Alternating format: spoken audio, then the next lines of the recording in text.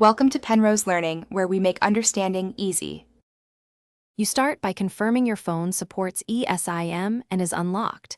That matters because activation happens in Settings. Next, buy a Hong Kong plan from a reputable provider using your passport and card. This speeds identity checks and avoids delays. Once purchased, you'll receive a QR code or activation code by email. Save it and keep Wi-Fi on. Now proceed to the installation step so the carrier can provision your profile. This is where the process shifts from prep to action.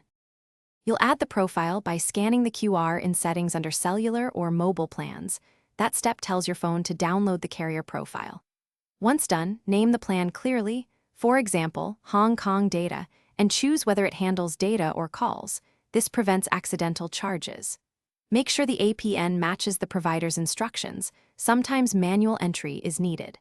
After installation, restart your phone to ensure the modem registers on the network, and watch for signal bars to confirm you finish by testing connectivity.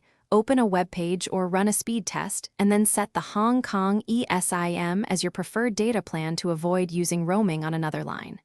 When you need more data, top up through the carrier's app or portal. It's faster than reinstalling. If things go wrong, try this troubleshooting tip.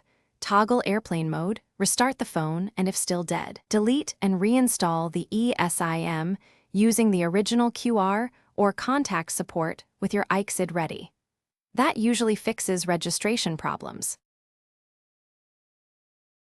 Thanks for watching. If this was helpful, leave a like and consider subscribing. See you next time.